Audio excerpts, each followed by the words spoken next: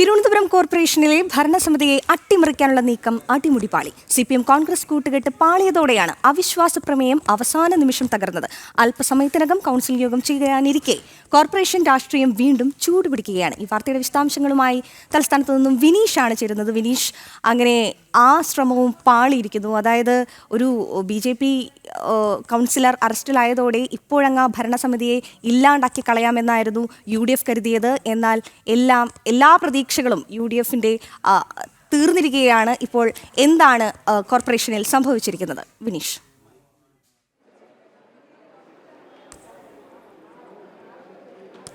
തീർച്ചയായിട്ടും ആതിര, കഴിഞ്ഞ കുറച്ച് ദിവസങ്ങളായി CPM കോൺഗ്രസിൻ്റെ ഒരു കൂട്ടുകെട്ട് നിലവിൽ തിരുവനന്തപുരം കോർപ്പറേഷനിലുണ്ട്. അതിൻ്റെ അടിസ്ഥാനത്തിൽ ഒരു പുതിയ അവിശ്വാസ പ്രമേയം കൊണ്ടുവരാനുള്ള ഒരു ശ്രമം CPMൻ്റെയും കോൺഗ്രസിൻ്റെയും ഭാഗത്തുനിന്നുണ്ടായി. അത് CPMൻ്റെ തന്നെ സംസ്ഥാന നേതാക്കൾ, ജില്ലാ നേതാക്കൾ അടക്കമുള്ളവർ വ്യക്തമാക്കിയത് ഇത്തരത്തിലാണ്. ഇന്ത്യ മുന്നണി സഖ്യം സംസ്ഥാനത്ത് സജീവമായി നിൽക്കുന്നു. ആ സജീവമായി നിൽക്കുന്ന സാഹചര്യത്തിൽ എന്തുകൊണ്ട് തിരുവനന്തപുരം കോർപ്പറേഷനിലും അത്തരത്തിലുള്ള ഒരു അട്ടിമറി നടത്തിക്കൂടാ എന്ന തരത്തിൽ മുൻ മന്ത്രിയായ V ശിവൻകുട്ടി, മന്ത്രിമാരായ GR അനിൽ അടക്കമുള്ളവർ, മുൻ മന്ത്രിമാർക്ക് ഇത്തരത്തിലുള്ള ഒരു നിലപാട് സ്വീകരിക്കുന്ന സാഹചര്യമുണ്ടായി. എന്തായാലും കോൺഗ്രസിൻ്റെയും CPMൻ്റെ ആ ഒരു ശ്രമം ഇപ്പോഴത്തെ സാഹചര്യത്തിൽ പരാജയത്തിലേക്ക് കടന്നിരിക്കുന്നു എന്നാണ് നമുക്ക് വിലയിരുത്താൻ സാധിക്കുന്നത്. അല്പസമയത്തിനകം തന്നെ കൗൺസിൽ യോഗം ആരംഭിക്കും. കൃത്യം 2:30 മണിയോടുകൂടി കൗൺസിൽ യോഗം ആരംഭിക്കും. നമ്മളൊപ്പം BJPയുടെ കൗൺസിൽ കൂടിയായ പാപ്പനംകോട് സജി നമ്മളൊപ്പം ചേരുകയാണ്. നിലവിൽ ആദ്യഘട്ടം മുതൽ മറ്റു മാധ്യമങ്ങളിലടക്കം പ്രചരിപ്പിച്ചിരുന്നത് ഇത്തരത്തിലാണ്: തിരുവനന്തപുരത്ത് കോർപ്പറേഷനിൽ BJPക്ക് കാലിടറുന്നു, പുതിയ അവിശ്വാസ പ്രമേയം വരുന്നു, BJPക്ക് അംഗസംഖ്യ ഇല്ല എന്ന തരത്തിലുള്ള ഒരു പ്രചരണം ഉണ്ടായിട്ടുണ്ട്.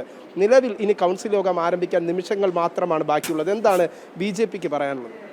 BJP സംബന്ധിച്ചിടത്തോളം വ്യക്തമായിട്ടുള്ള ഭൂരിപക്ഷമുണ്ട്. BJPക്ക് ഇവിടെ ഒരു കാലിടർച്ചയില്ല. വളരെ വ്യക്തമായിട്ട് ദൃഢമായിട്ടുള്ള തീരുമാനങ്ങൾ എടുത്തുകൊണ്ടാണ് BJP മുന്നോട്ട് പോകുന്നത്. അതിൽ യാതൊരു തർക്കവുമില്ല. അവിശ്വാസം എന്ന് പറയുന്നത് ഇത് അവർക്ക് അവിശ്വാസം കൊടുക്കാനുള്ള ഒരു സംഖ്യ UDFനില്ല. ഇല്ലെങ്കിൽ CPM UDFും ചേർന്ന് കൊടുക്കണം. അങ്ങനെയാണ് ഇന്ത്യ സഖ്യം നിലവിൽ വന്നു എന്നല്ലേ എൻ്റെ അർത്ഥം. ഓൾറെഡി ഇന്ത്യ സഖ്യമാണ്, പക്ഷേ ഇപ്പോൾ അവർ ജനങ്ങളെ കണ്ണിൽ പൊടിയിട്ടിങ്ങനെ നിൽക്കുന്നതാണ്.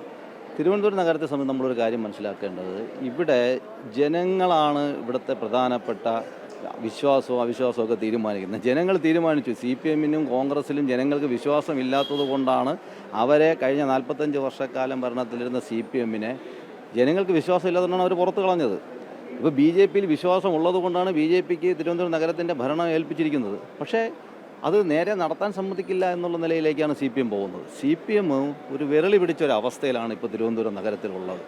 ഒന്ന്, അവർക്ക് കോർപ്പറേഷൻ്റെ ഭരണം നഷ്ടമായി. 2, തിരുവനന്തപുരം കോർപ്പറേഷനകത്ത് ഒരു MLA പോലുമില്ല. തിരുവനന്തപുരം നഗരത്തിൽ ഒരു MP ഇല്ല.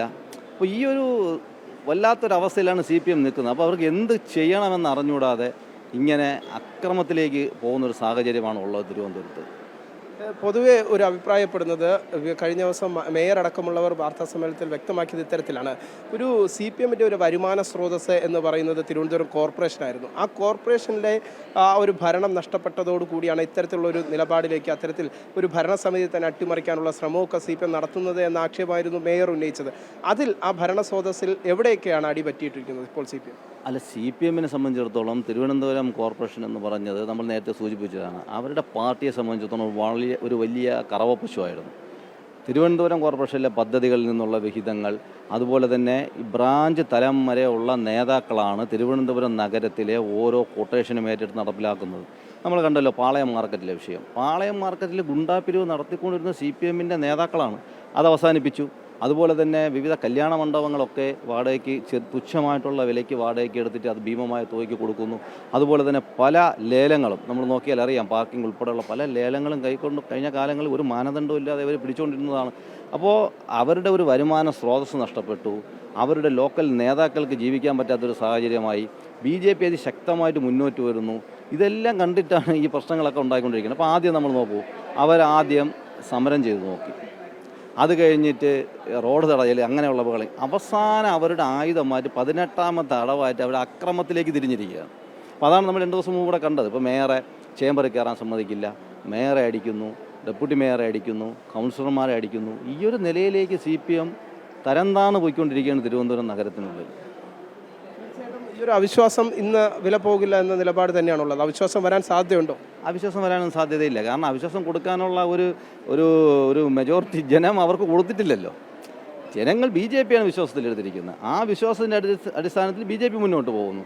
അങ്ങനെ ജനങ്ങളുടെ വിശ്വാസം കൈമുതലാക്കി കൊണ്ടുപോകുന്ന ബി ജെ പി തടയാൻ ഇവിടെ സി പി എമ്മിനും കോൺഗ്രസിനും കഴിയില്ല എന്നുള്ളതാണ് പറയാനുള്ളത്. തീർച്ചയായിട്ടും ആതിര, തികഞ്ഞ ആത്മവിശ്വാസത്തിൽ തന്നെയാണ് ബി ജെ പി നേതാക്കൾ. കാരണം മറ്റൊരു തരത്തിലും അവിശ്വാസത്തിലേക്ക് എത്താൻ സി പി എമ്മിനോ കോൺഗ്രസിൻ്റെയോ കൂട്ടുകെട്ടിൽ സാധിക്കില്ല. കാരണം അംഗബലം തെളിയിക്കാൻ ആ ഇരു മുന്നണികളും ഒരുമിച്ച് ചേർന്നാൽ പോലും അംഗബലം തെളിയിക്കാൻ ഇത്തവണ തിരുവനന്തപുരം കോർപ്പറേഷനിൽ സാധിക്കില്ല എന്ന നിലപാട് തന്നെയാണ് ബി ജെ പി മുന്നോട്ട് വയ്ക്കുന്നത്. എന്തായിരുന്നാലും സജീവമായി വലിയ ചർച്ചകളാണ് തിരുവനന്തപുരം നഗര ഭരണസമിതിയെക്കുറിച്ച് നടക്കുന്നത് എന്ന കാര്യത്തിൽ സംശയമില്ല. എന്തായിരുന്നാലും നിമിഷങ്ങൾ മാത്രമാണ് ബാക്കിയുള്ളത് ഇനി കോർപ്പറേഷൻ്റെ കൗൺസിൽ യോഗം ആരംഭിക്കാൻ. എന്തായിരുന്നായിരിക്കും, എന്തൊക്കെ ആരോപണങ്ങളായിരിക്കും, എന്തൊക്കെ പ്രശ്നങ്ങളായിരിക്കും വരും മണിക്കൂറുകളിൽ കോൺഗ്രസും സി പി എമ്മും, ഏതൊക്കെ രാഷ്ട്രീയ നാടകമായിരിക്കും കോൺഗ്രസും സി പി എമ്മും നടത്തുക എന്നതാണ് ഇനി നമുക്ക് തിരുവനന്തപുരം കൗൺസിൽ യോഗത്തിൽ നോക്കിക്കാണേണ്ടത്.